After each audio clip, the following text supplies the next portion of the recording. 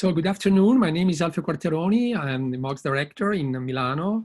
And today we have the great pleasure to have Professor Gitta Kutyniok as speaker in our MOX Colloquium. Gitta received her PhD in mathematics from the University of Paderborn in Germany, and then the habilitation in mathematics in 2006 at the Justus Liebig University of Gießen.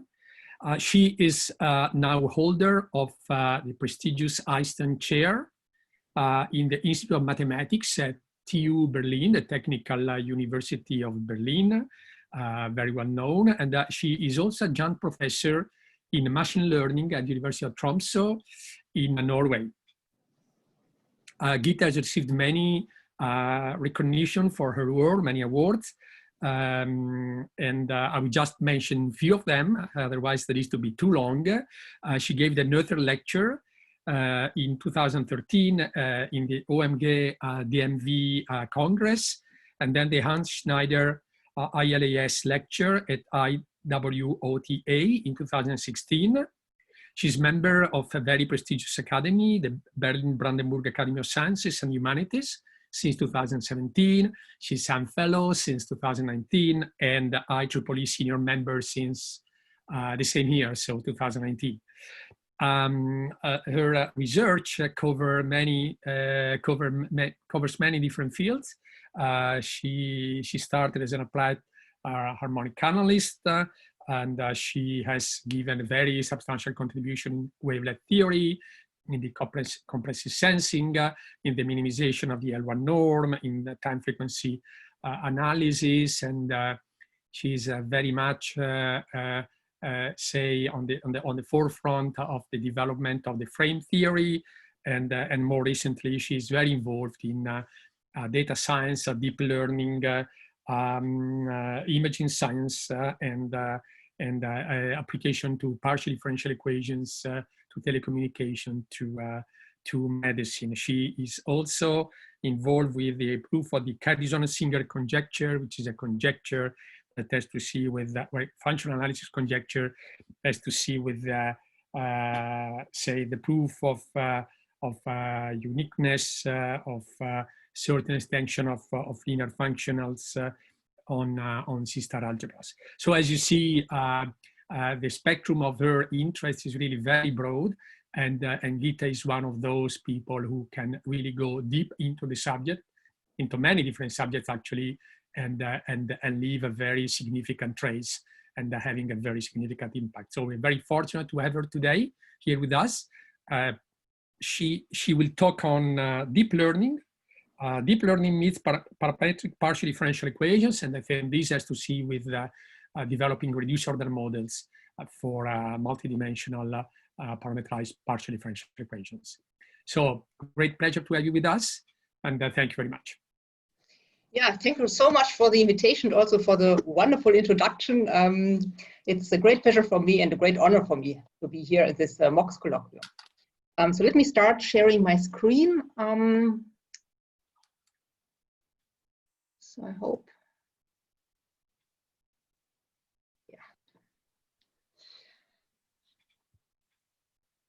Yeah, I think we all know how tremendously successful deep learning is in various applications, also in public life these days. But they also have a tremendous impact on mathematical problems, inverse problems, but also partial differential equations. And so in this talk, I would like to show you a bit of what we did in the direction of using deep learning to solve parametric partial differential equations, in particular to compute the parametric map. I will show you some theoretical results where we see that there actually exist neural networks which can approximate this parametric map, but then I would also like to show you extensive numerical experiments. And this is joint work with Philipp Petersen from Vienna and Monis Raslan and Reinhold Schneider from also from TU Berlin. I think we all know, if we look at the 21st century, that most of the technological advances were only possible through a rigorous modeling simulation optimization approach. So think, for instance, of the design of airplane wings, think of the simulation of the sound of a piano, or also analysis of electromagnetic waves. But then we also see that there are various applications these days where these methods are not sufficient. For instance, in Germany, scientists are now trying to model the entire gas net and simulate the entire gas network of Germany. This is a gigantic control system, and because of the complexity, it is just not possible to use a rigorous mathematical model for that. Also, if you go to areas like, for instance, molecular dynamics, you see that there one key problem is that the main events happen at ultra-long time scales. And so if you drive canonical simulations, you might miss actually most or all of those events. And then if you go to areas, for instance, like medical imaging, there you might have very distorted measurements, maybe just lacking a huge amount of data. And so the question is, can you then also still recover from it? And by accurate mathematical modeling, because it's just not possible to model the human body accurately, these methods reach their limit. So there's a pressing need to actually go beyond this pure modeling, simulation, and optimization approach. On the other hand, we have this whole new world of deep learning, or in general, artificial intelligence. So think, for instance, of self-driving cars, think, for instance, of surveillance tasks, also legal issues. So when I was in the States, I became aware that there are already various job applications are pre-screened by using deep neural networks, and then the whole healthcare sector, where neural networks are not only used for imaging modalities, but also to assist doctors in critical decisions. But at the same time, we are also aware that there's actually a tremendous lack of theory. There are interesting results already, but it's not, there's no comprehensive theory which explains in detail the success of neural networks. And this was also recognized in various communities, also in the computer science community. And there was an interesting incident 2 years ago, which I just want to tell you briefly about. Maybe you've heard about it. So there was a big AI conference in San Francisco, and Ali Rahimi gave a plenary speech there. Because he won a prize. And in this speech, he actually said that machine learning algorithms in which computers learn through trial and error have become a form of alchemy. Researchers, he said, do not know why some algorithms work and others don't, nor do they have rigorous criteria for choosing one AI architecture over another. And so there was a vivid discussion on what you actually need to know and whether we know enough. And from my perspective, I like very much what Stephen Hawking said. He said, actually, the greatest enemy of knowledge is not ignorance, it is the illusion of knowledge. And I think in this area of deep learning and artificial intelligence, where we apply this actually to really critical applications, one should always think about this sentence. Now, let's delve a bit deeper into neural networks, because neural networks are actually a very mathematical object. So what is a neural network? Please first take a look here. So in a sense, it's a map from, let's say, some RD to some RNL, where NL is typically chosen equal to 1, for instance, if you do classification, and it's a highly structured map. Yeah, so you see it's composed of these TIs, which are affine linear maps, and rho. Rho is a univariate function. It's nonlinear. It's called an activation function. And since it's univariate, it's now applied component-wise. And then I apply another affine linear map, and so on. So how does this correlate to what you typically see in papers? Because usually neural networks are depicted in this fashion. Now, here we have the input dimension 4. So we have x1, x2, x3, x4. Then these connections mimic the first affine linear map. Then in here, we apply the activation functions, and then we keep going. And so key features of such a neural network are, for instance, the number of layers, which correspond here to the number of affine linear maps which are applied. Let's look a little bit deeper into how these connections actually mimic the affine linear map. So let's say we are in R3, and the first map goes also again to R3. And this is my first matrix. Now you see the first output here is a combination of x1 and x2 with these weights. So this is depicted by these connections. Then the second output is just this weight times x3. So this is mimicked by this connection. And this is for the third component. Then in here, the so-called bias is applied to the components of this vector and also the activation function, and then we keep going. So here, for instance, this maps now to output. Now, what do you do with a neural network? What you do on a high-level viewpoint is you learn complicated functions. So let's assume you have a function which is maybe defined on a manifold, maybe a classification function. So let's assume you have here in one area of your manifold images of cats, in the other area images of dogs. So computer scientists like to distinguish cats from dogs. And so what you would like is that on this side you output, let's say, the value 1, on this side you output the value 2. What you have at hand are, though, only sample values, xi's, and the function values, so the labels for those. And from this you would like to recover f. Now, first what you need to decide is which architecture to choose of your neural network, because now you would like to approximate f by a neural network. So you need to decide upon a lot of things, how many layers to take, how many neurons in each layer, which activation function. Maybe you would like to pre-select certain entries of these matrices to be equal to 0, because then you don't have a fully connected network, but you already have some sparsity per se. Once you have decided that, then you need to train it. So what you aim for, so you train it by learning these affine linear maps. So what you want is that the neural network evaluated in these xi's, which you have here, should be close to the f of xi's, and the closeness is given by a loss function. Then maybe you would like to impose additional constraints on these matrices and these vectors, the weights and the biases. So this you can do by a regularization term, or maybe you have here a regularization parameter. Then you need to optimize. This is typically done by stochastic gradient descent. Once you have done that, you get your neural network, and then you hope that this function, which is realized by the neural network, is close to f. Now, from this also the different main areas of theory of a neural network arise. The first area is what people call expressivity. So I have a network architecture. How powerful is it? Can it represent or approximate the correct functions? So that requires a lot of harmonic analysis, approximation theory, tools of that time. The second is then the learning. So the question is, I have my learning algorithm. What does it produce? Does it converge? What are good starting values? This requires differential geometry, optimal control, optimization. Then generalization. So I have my test data set, the samples I have. What happens if I now input other samples? Sorry, I have my training data, and so what happens if I now input other samples, so my test data? So that's called generalization, and that requires learning theory, statistics, tools like that. These three areas which you see here are also exactly the three components of the error of a statistical learning problem. Mainly in more mathematical terms, the approximation error, the optimization error, and the sampling error. And then there's lately another area which I also find quite exciting, which is called interpretability.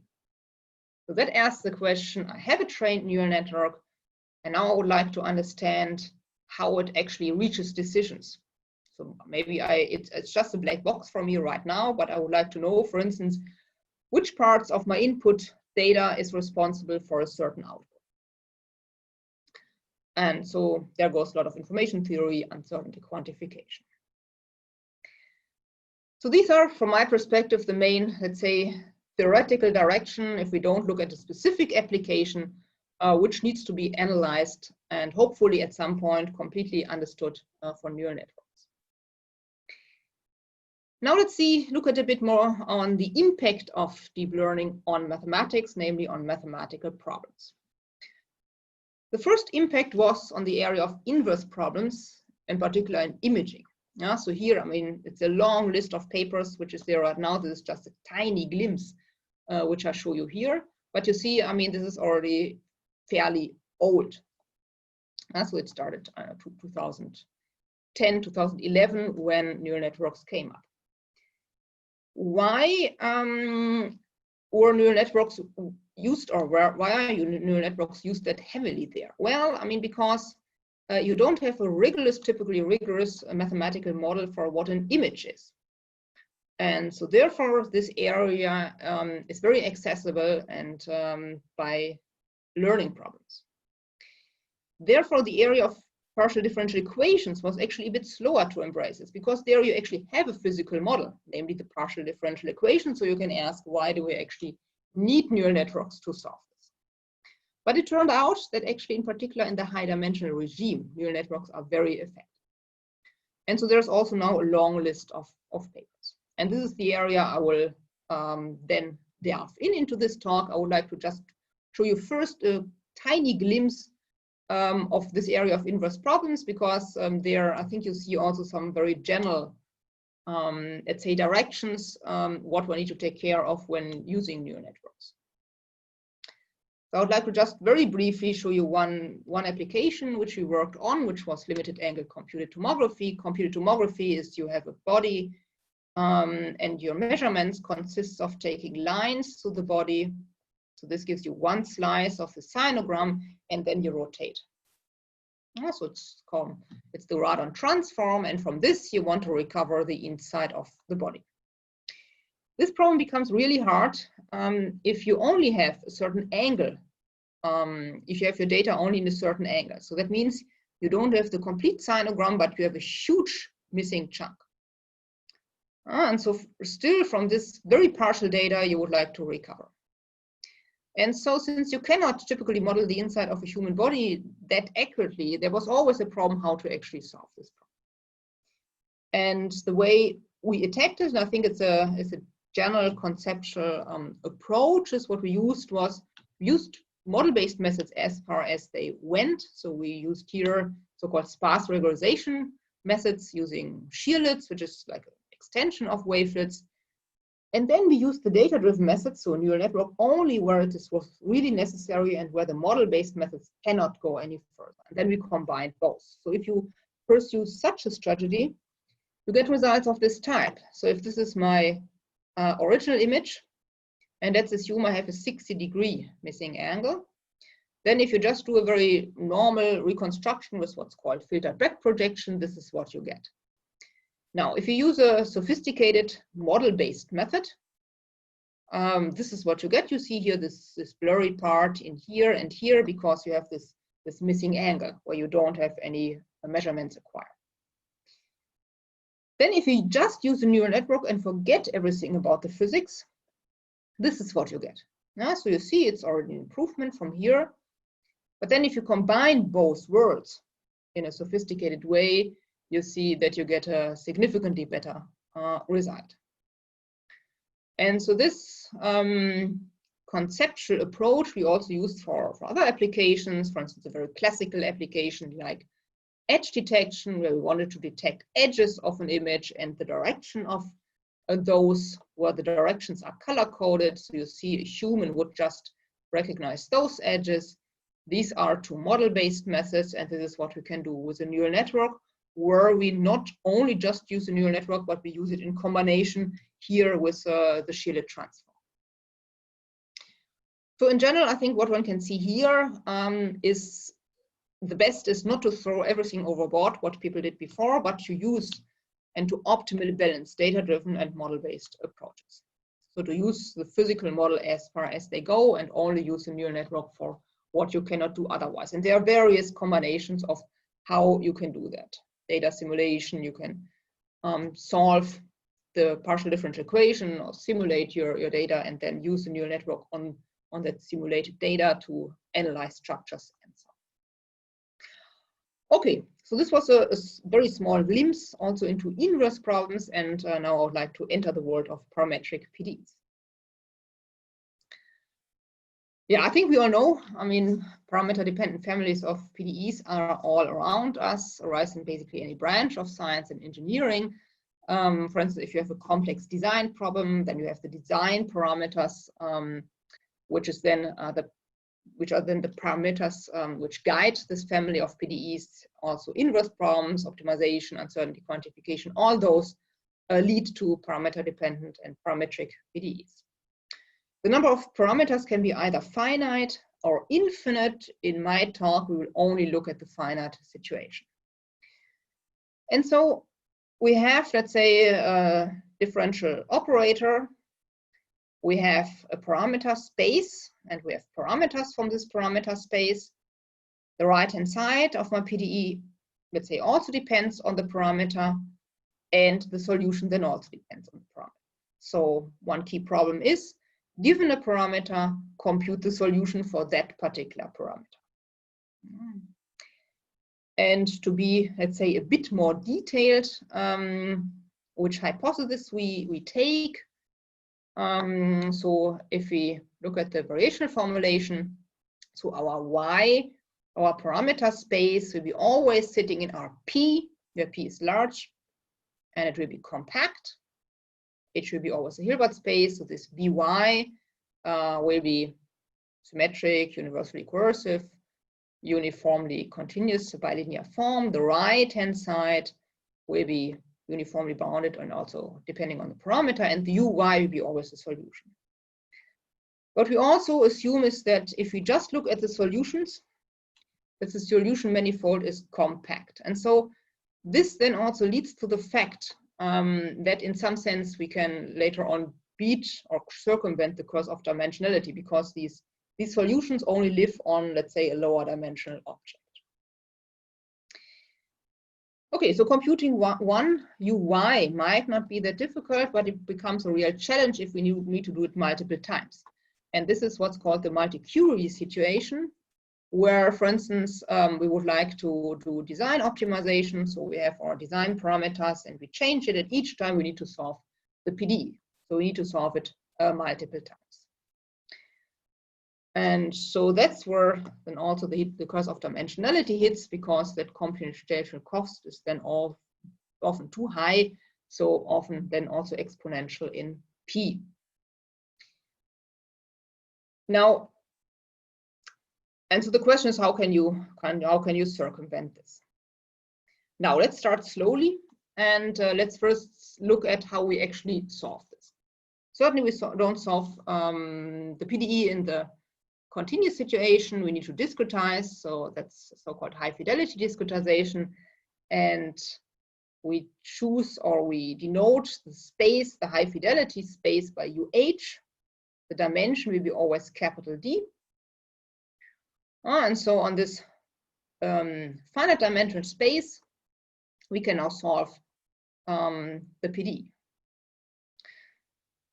This is a solution in that case. So again, I mean, the solution, as before, also is parameter dependent, and it's now the high-fidelity solution. That's what this H indicates. And there's so-called CR's lemma, which shows that this is the best approximation of Uy, my original solution, which I actually want to compute by elements of UH. And so this problem can also be solved. I mean, we can compute a Colloquian solution if we have from this UH basis, let's call it phi I. And then we can expand this solution into the spaces. The coefficients will be denoted by Uy. And these coefficients I can compute explicitly in this way. And this I get very easily by plugging everything in this equation, by expanding the solution and V in the spaces, pulling things out, and then this is what you obtain. So now what we need to do is we need to, for a given set of, for a given parameter, we need to compute this UYH. And so instead, let me go back. What we want to compute is this coefficient sequence. Yeah, so the coefficient sequence in this high fidelity space where we know the basis. Okay, so that's now the parametric map I would like to solve. I have a Y, I want to compute this UYH. And so what I ask now is, can a neural network approximate this, and can it solve it? What advantages does it have? Well, I mean, we can compute that very rapidly. It should be a very flexible, universal approach, and hopefully it does also not suffer from the curse of dimensionality. And the question I would like to discuss with you now is, first of all, if I have an accuracy, I can ask the question, does there exist a neural network which actually approximates this? arbitrarily well. Yeah, so the neural network, I would apply to y, and I'm asking y, phi of y, does it approximate this map arbitrarily well, uniformly over all y?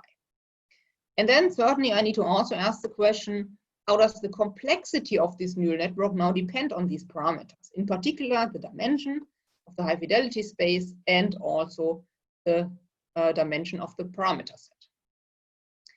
And then you can say, well, I mean, but I would like to also solve concrete real world problems. It's nice to have a theory and nice to have to know that there exist neural networks theoretically which can accomplish this task, but what happens numerically?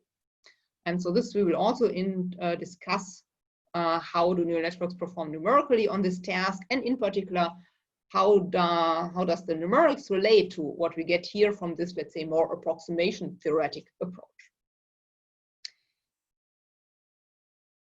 And certainly, I mean, we are not the first people to look at partial differential equations and neural networks. I mean, there's actually a long list now of very interesting papers. When it comes to parametric PDEs, there's not that much work. Mainly, I mean, so these are maybe one of the main papers. The closest to what we do is by Schwab and Zech from the ETH in Zurich. But where they considered the more restrictive situation of having a reduced basis of polynomial chaos functions. So what we will do and what I would like to show you holds in much more generality. Now, let me go back. Yeah, so to discuss the first part, I mean, this is, let's say, also an approximation question. Can I approximate with neural networks this parametric map? So let's start slowly and let's talk a bit about what people have done before in approximation. But we need one ingredient before, because I said we want to analyze the complexity of the neural network when we use it for approximation. So we need to measure now for the complexity. This slide you have already seen. This was the definition of a neural network. How do we define the complexity? Well, what we do is we count the number of non-zero elements in these matrices and in these biases. Yeah, so this is the number of connections here, and this is the number of non-zero entries in these biases.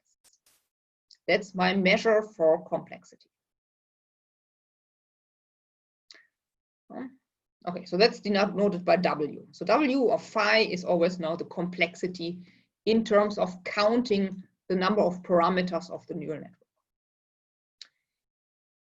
Okay, so people asked this question about approximation with neural networks already a long time ago, 1989, 1991. So that was the first wave of neural networks where people could only compute and train shallow neural networks. And so therefore things got stuck. And so now, since we can now train deep neural networks and have massive amount of data, now they become really effective. But at that point, I mean, people were already interested in approximating functions by neural networks. And so this is the so-called universal approximation theorem. It states the following: you have a function f on a compact set, which is continuous. Your activation function is continuous, not a polynomial. Then for every accuracy, I can find a shallow network of this type, which approximates f with that accuracy. And so you see what I see here is exactly a network of this type. You see here the first affine linear function, the activation function, and then you sum things up, which correspond to these connections. This is a very interesting result. It shows that every continuous function can be approximated by shallow networks. But I mean, it doesn't tell us anything about the complexity, because the number n here can be arbitrarily large. Then there are other results, and there are very interesting results, in particular from Jarodsky. So here, for instance, from 2017, where he looks, for instance, at functions which are s times continuously differentiable. He looks at very specific activation functions, the so-called ReLU, which is actually, let's say, in some sense, the state of the art. This is what people typically use when they train neural networks. This rho is the max of 0 and x. And then he shows there exist neural networks, so that this approximates f with that accuracy, and now you see the complexity comes in here to the minus S over D. So in that sense, you also see that the dimension appears here in an unfortunate way. So this result also suffers from the curse of dimensionality. But still, it's an interesting result. It shows how it depends on the complexity.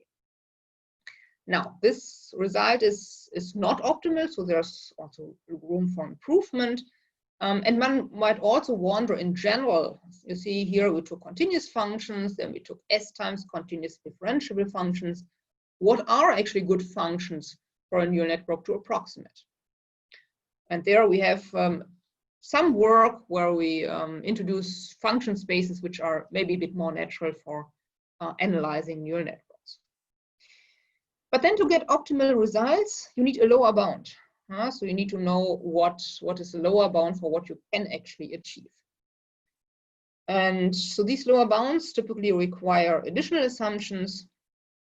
And what we, for instance, did, so this was, let's say, first result we built on top of that, is that for instance, for a class of L2 functions, we get, concerning the complexity, if I have quantized weights, a lower bound, and we can show that this lower bound is attained. So we can explicitly construct neural networks which are in that sense optimally sparsely connected. But still, I mean, this result also doesn't tell us anything about the curse of dimensionality, but it's at least an optimality result. Okay, so let's now get back to parametric PDEs and the parametric map. And so now we ask, can I approximate the parametric map by deep neural networks?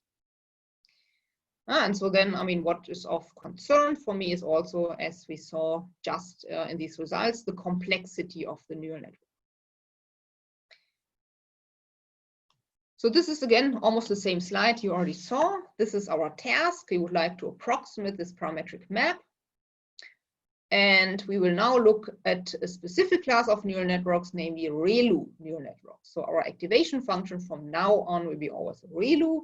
And then we will ask the question, given an accuracy, can I find a ReLU neural network which approximates this coefficient vector of my high fidelity solution? How does the complexity of this neural network depend on P and the large dimension of the high fidelity space? And what happens numerically? So let's see what people did before. I'm sure most of you are familiar with the reduced basis method. Just on a very high level viewpoint, you will see a bit more the notation on the next slide. So what happens there is the following. We have our solution manifold. This is this red object here.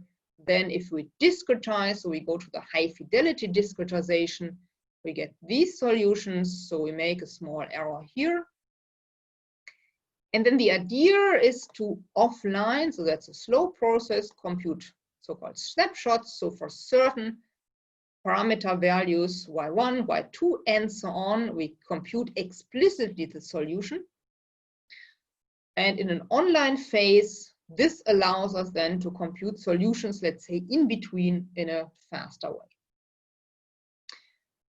Let's give it a bit more mathematical meat, and let's introduce also some notation for that, because we will then need it to formulate our results. So remember, we have our Hilbert space, we have our high fidelity discretization space, this UH, and now we also have a reduced basis space where the dimension is now much lower than the high fidelity dimension. And this we always denote by little d. And so what we assume, and we will also assume that for our results later on, that this exists a reduced basis space, so that I can approximate the true solution basically arbitrarily well with elements out of this reduced space. So that it lies kind of fortunate in that way with respect to the true solution manifold.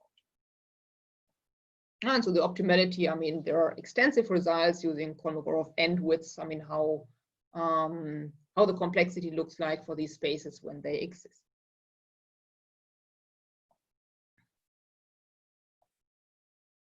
So now let's take also a basis for the space R U R B. this basis, remember the other basis was called phi for the high fidelity space. Now we call it psi I. That's for the reduced basis. And certainly I can transfer from the high fidelity basis to the reduced basis, and the transformation matrix is called capital V. The stiffness matrix in the reduced situation I will denote in this way. So that's the high fidelity stiffness matrix with these transformations, and the same for the right-hand side. And now concerning the Galerkin solution, if I want to compute the reduced basis solution, I can express it first in terms of my basis for my reduced space. So these are the coefficients I'm interested in then.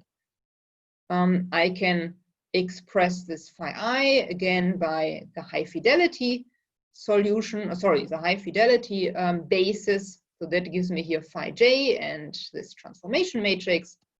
And then I can use what I know about this reduced basis, and I get this matrix in this form. So my reduced basis solution I can express in this way in terms of the high fidelity basis. And what we can prove now is the following. So this assumption which you see here is actually basically the assumption I showed you before, that there exists a reduced space, so that there exists a lower dimension structure in the problem, which sits in some fortunate way with respect to the solution manifold. So that's the assumption we take, and so this enables then also that we can circumvent this curse of dimensionality.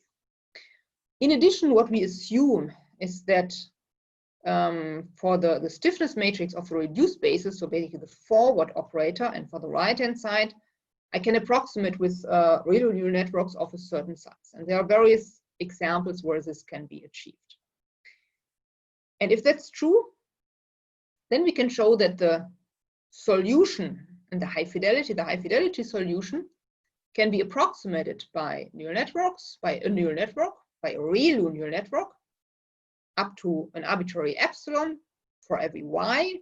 And this network has this size or this complexity. So now what we see here is the high fidelity dimension appears only linearly, the dimension of the reduced spaces cubically, and then I have also the p here, which was the dimension of the parameter set, and that only appears polynomially and not exponentially. So this shows now there exists a neural network, a real neural network, which actually approximates the parametric map arbitrarily well. And the size does not explode, so it behaves in a, let's say, tame way with respect to all parameters. We also have a continuous version where we now aim to approximate the continuous solution. Certainly, I mean, we need a bit of conditions on that. So in particular, what we here require is that there exists a reduced basis, and this reduced basis is nicely approximated or can be approximated by neural networks. But then later in the end, I mean, we don't need it. Here we need it as a theoretical hypothesis. And then we can show there exist real neural networks, a real neural network of this size. And again, you see that it behaves in a nice way with respect to all these parameters, which approximates this continuous solution up to an arbitrary epsilon for every y. And so there are various examples where these hypotheses can be fulfilled. So these results show that indeed there exist neural networks which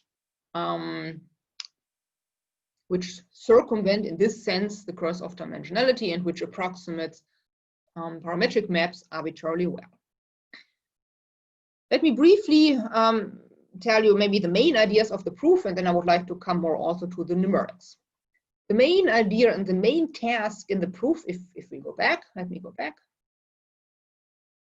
is to approximate this, this matrix by neural networks. And so this one can do iteratively, or let's say in different steps, I should say. And in fact, I mean, if you look at expressivity results, they usually are proven so that you explicitly construct neural networks which then approximate a certain function. So here we need to design neural networks which approximate this, and the way we do that is we first approximate a scalar multiplication. So that's built on work by Jarodsky, who showed that the square function can be approximated by these functions gs, and this g can be approximated by a neural network, or exactly represented in this case even by a neural network. And so with this, I can now represent a scalar multiplication you see here with the square, and the square I can represent by a neural network. Now, so this shows scalar neural networks can be up to an epsilon approximated by neural networks of a certain size. Then the next step is to show that matrix multiplication can be epsilon approximated by neural networks. And if you're a numerical analyst, you know that d to the third is not the best you can do, but for our purposes, this is sufficient. Then the next step is to invert actually matrices and show that matrix inversion can be approximated by neural networks via the von Neumann series. Then we use the assumption that there exist neural networks which approximate the stiffness matrix in the reduced basis and also the right-hand side. And then we use this and combine it also with this transformation matrix to show both results. Yeah, so this is proof proceeds in these steps. Okay, so let's come now to the numerical side. So now we have very nice approximation theoretic results, but then if you're a practitioner, you are wondering, I mean, what does it actually help you? And so, I mean, certainly in the theoretical situation, you also look at worst case scenarios. So the question is, what does it mean actually for a practical learning problem? In addition, now you train, that means you have sample data, you have your optimization procedure. So that might cause that approximation theoretic effects do not materialize. And also the theoretical results are typically asymptotic estimates. But what we aim to do here in this extensive numerical experiments is to analyze the approximation theoretic effect of the architecture on the performance of the learning problem in practice. And to do it very systematically. Now, if we do several tests, there's always the problem of comparability of tests, because they might have different sampling procedures. The optimization procedure might play a huge role and might have different effects. And also what we aim to do is to analyze the curse of dimensionality. So we have to quantify somehow, in some sense, intrinsic complexity. It is also not per se clear how to do that in the numerical experiments. What we will do is we will, for all our experiments, we will keep the architecture always fixed.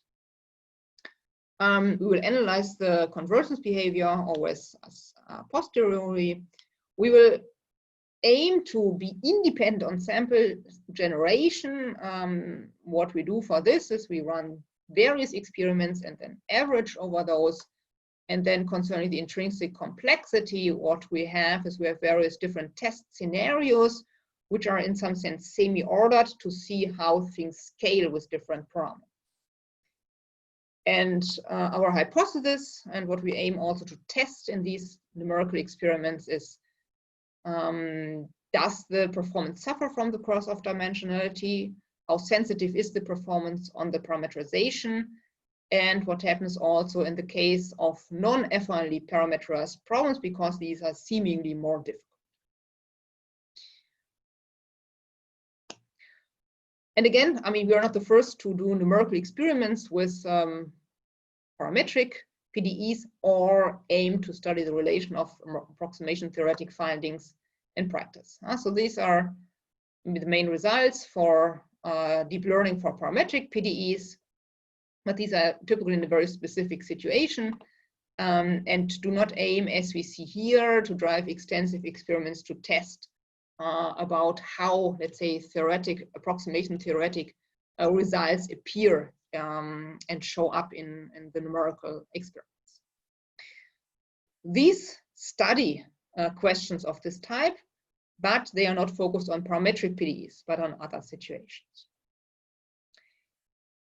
Okay, so this is the parametric PDE which we consider for our tests. It's the diffusion equation.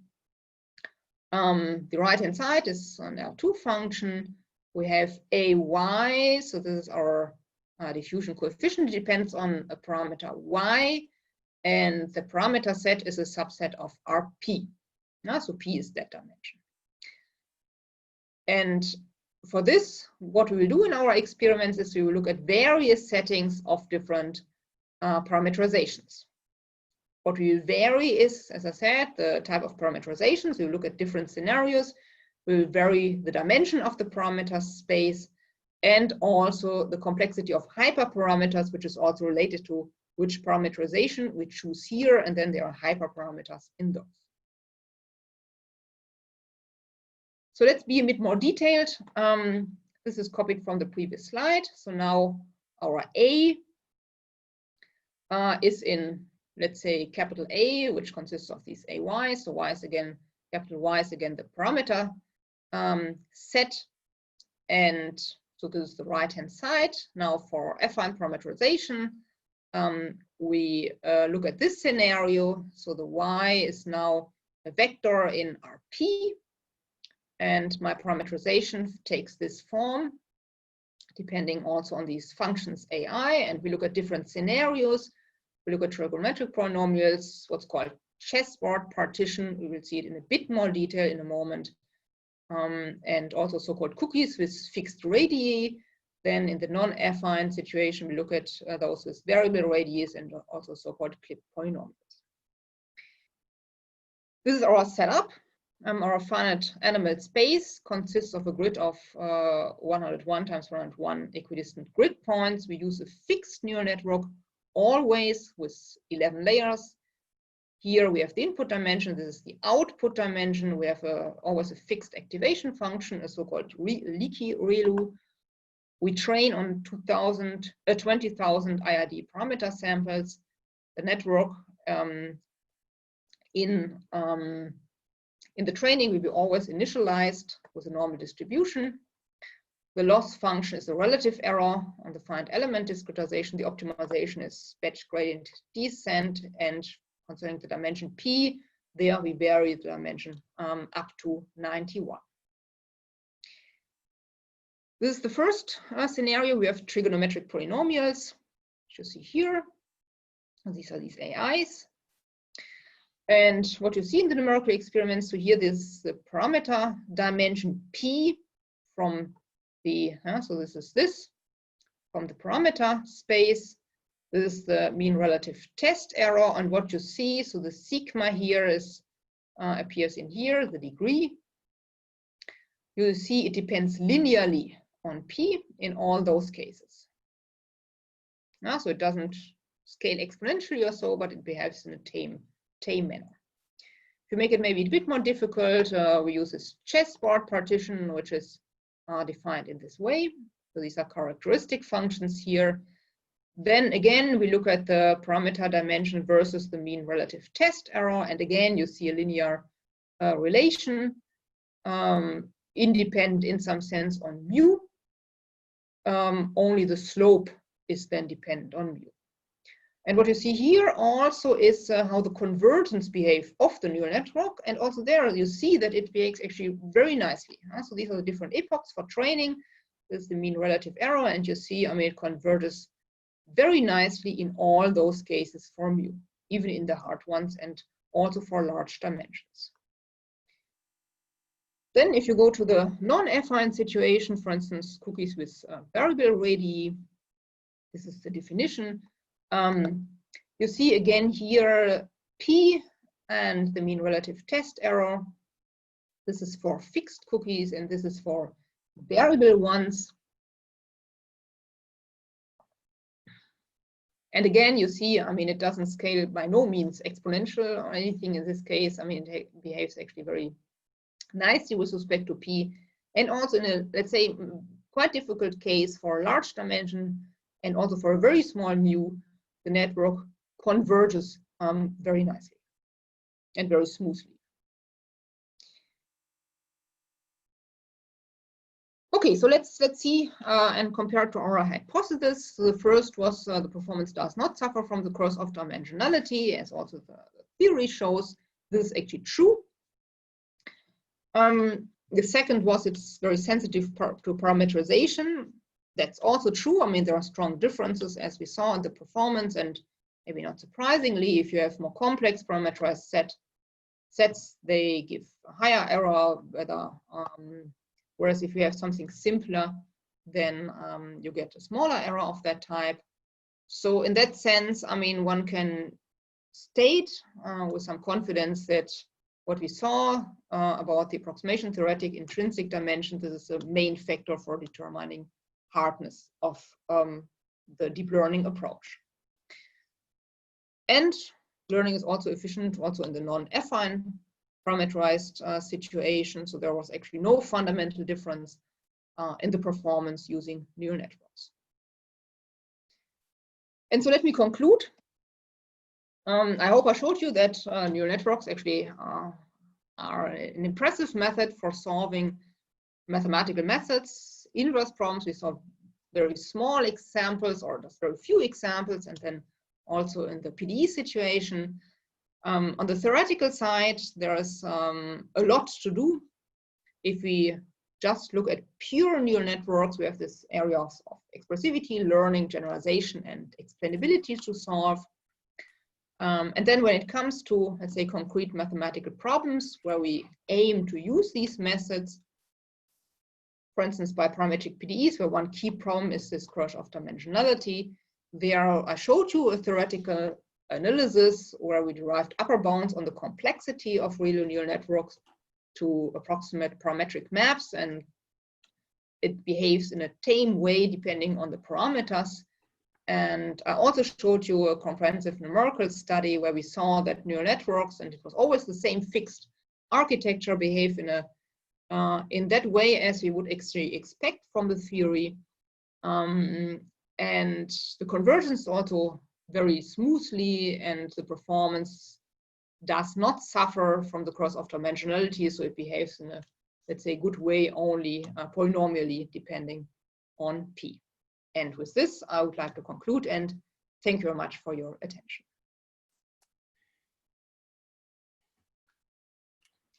Thank you very much, Gitta, for this very interesting talk. Plenty of suggestions and stimuli. And I'd like first of all to ask you one question before giving the floor to the other people. I was just thinking about your last theoretical result on the approximability of parametric functions and the parametric maps, say. And of course, this is an asymptotic estimate. I'm wondering if in the course of your proof, you have to deal with the, say, the regularity of the map directly. If you find that the dimension of your neural network should depend on, or might depend on the regularity of the map in terms of the parameters, or indirectly through the Kolmogorov-Fenwick. And the reason why I'm asking is that when you use classical, say, model-based reduced basis methods, you see that the performance at the end of your reduced basis method strongly depend on the smoothness degree of the map with respect to the parameters. Yeah, so that also appears in here. So in a sense, I mean, to some extent, it is also hidden in this hypothesis which you take here, and also in the conditions which you put on, in general, the situation of the parametric PDEs. So in that sense, I mean, also there the smoothness in that sense appears. I mean, not that explicitly now, since I mean here we are just interested on those parameters, but implicitly. Thank you. Now, are there questions from the audience? Marco Verani, I see your hand risen. Yeah. So first of all, I really enjoyed the talk. So many thanks. Oh, can you hear me? Yes. Yes. Yes, please. I have a question on the expressivity results, so say the results on the approximation theory side. So I was wondering if you have the possibility to comment on the the state of the art or the possibility of designing algorithms that are able to automatically construct the optimal architecture of the neural networks. So I have in mind, so say the analogy with wavelets, so where you have the nonlinear approximation results, and then you have the possibility of algorithmically obtain the optimal approximation by taking the largest wavelet coefficient. Say this is a very crude analogy. Many thanks. Yeah. So actually, I mean, what we did here in this work is we were wondering an optimal architecture concerning sparse connectivity. So we wanted to design neural networks which approximates these functions in this class with the least possible number of connections. And so we have this lower bound, and how we achieve this is actually by using what you just said, wavelets or shearlets or systems where we know they give optimal approximation for certain classes, and then we mimic the nonlinear approximation of those by neural networks. And these neural networks which we create that way are then optimal. So in that sense, I mean, there are results of that type. But not, I mean, I'm not aware of that many results. I mean, typically, people look at the situation where you have a class of functions and then you would like to approximate neural networks with certain convergence rates, comparing them to classical rates. But so from this perspective, what you say, I mean, this regime, I think this might be one result which fit in that category. Thanks. Thank you. Andrea Manzoni. Yeah, first of all, thanks a lot for this interesting talk. I have two questions. The first one is related with the assumption of symmetry you have made at the beginning. So what about the non-symmetric case? If the results you have derived somehow can be extended to the non-symmetric case. And the second one may be also related to this point, because I was wondering what to do if you have some insights on the way one can act on the architecture of the network to improve the numerical accuracy of the results you get. So what to do in the case you want somehow to get better solutions. Thanks. Yeah, so I mean, if you have a non-symmetric, yeah, it's an interesting question. I mean, so with these, let's say with these hypotheses, I mean, our proof in some sense, yeah, I mean, yeah, I cannot give you a complete answer how to extend it to the non-symmetric situation. I mean, with the symmetric situation, everything fits, and basically, I mean, then the proof goes through. Now, if you have a non-symmetric situation, then it's the question how to actually build these neural networks, and so then problems in that regard happen.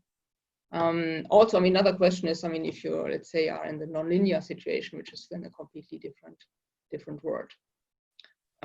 So here, I mean, the symmetric is one key ingredient for then being able to deal with these matrices in a good way. Now, for improving the numerical experiments, I mean, what we wanted was we wanted to always use the same architecture. So we use the same architecture for all different situations. Then you can certainly say, I mean, in one situation like what we had here, can you I don't know, can you improve it? And I'm sure if you now design the architecture, maybe you take more layers, maybe you do it in a different way, you should be able to actually improve on that.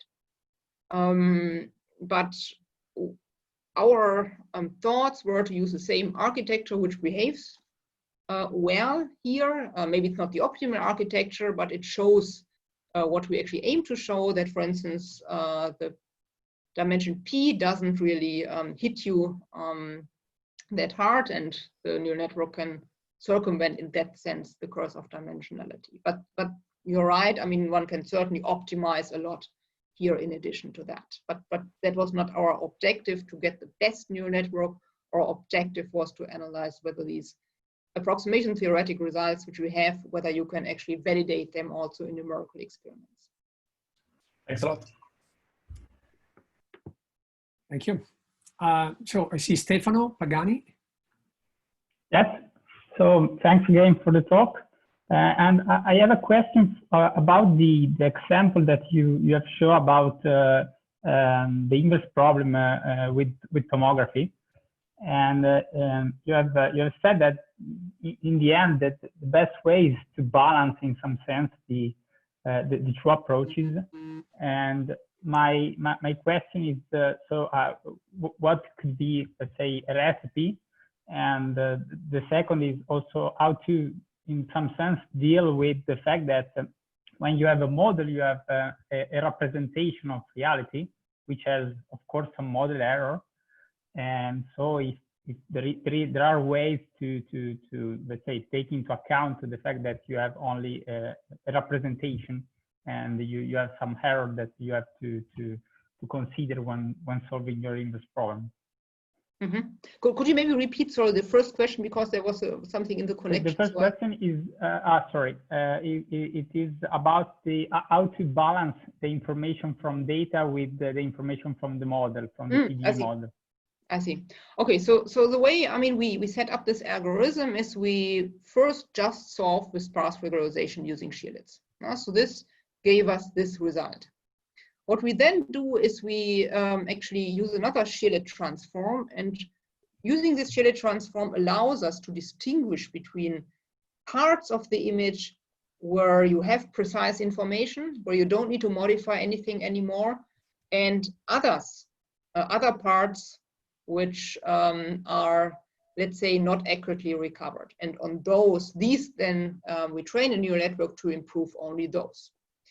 So in that sense, I mean, so this is the sense in which I meant using a model-based method as far as possible.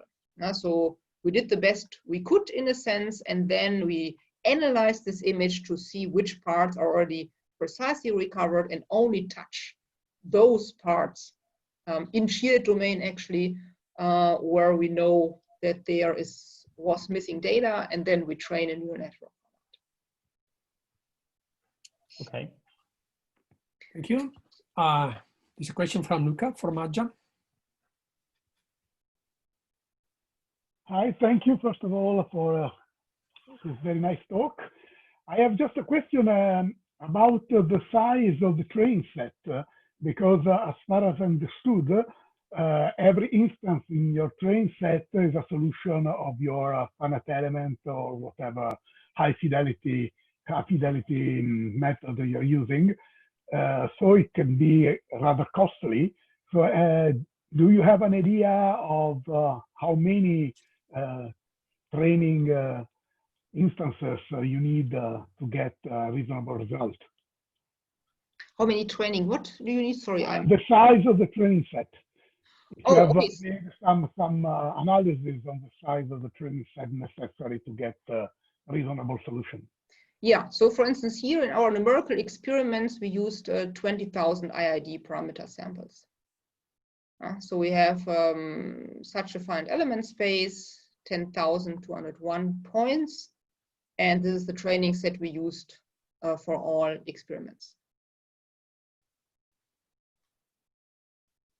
Okay, you have never tried to reduce the size and see what happens. Yeah, we did that. I mean, and then I mean it generates at some point. So, I mean, with 20,000, that was, let's say, from our numerics, I mean, a good size for overall different parameterizations to give good results. Thank you. Okay, I see another question from Nicola Rares-Franco. Hi, everyone, and thank you, Professor Kutyniok, for your interesting talk, and you've been very clear, I believe. So I wanted to ask you something about the last results where you showed the dependence from the error and P, the rate, the number of parameters. So I believe the dependence on the accuracy was on P, but also on the epsilon, which was the dimension of the approximating linear, the linear approximation rate, for the dimension for the manifold, right? These were the two main players. P, and you in the later theoretical results, you also had the d epsilon, which controlled the complexity of the architecture.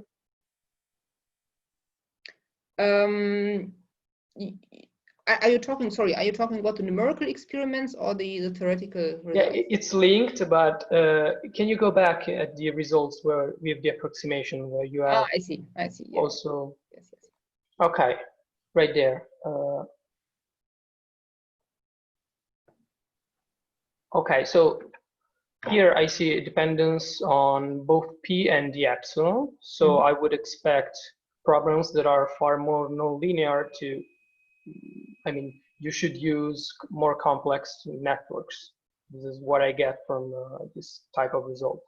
But in your experiments, the dependence grows linearly, I believe, because as P grows, that the epsilon doesn't play a big role as the nonlinearity stays practically the same. So I was wondering if you have if you're doing any research in this direction. So is there a way to exploit the nonlinearity that the activation functions introduce in such a way that the dependence with respect to the epsilon becomes, I mean, something that goes down, not in that way, but more mildly? Oh, I see. Yeah, that's actually an interesting thought. No, no, we actually haven't thought in that direction yet. But that might be actually really worth thinking about. Yeah, but we haven't done anything in that direction. Okay. Thank you very much. Okay, so is there any further question for Gitta?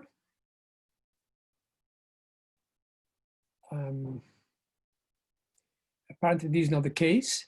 So I'd like to thank you very much for this beautiful talk. Plenty of inspiration, plenty of new results, new theoretical results that are going to be very helpful for addressing such a very complex type of problem. And I'm sure you would like to join me to applause Gitta and thank her again for this opportunity to let us know about her very recent and beautiful results. So thank you very much, Gitta, and see you soon, hopefully physically somewhere in the near future. Yeah, and thank you very much again for the invitation. It was a great pleasure for me. Many thanks. Bye-bye. Bye-bye. Bye to everybody. Thank you for joining us this afternoon. Goodbye. Bye. Bye.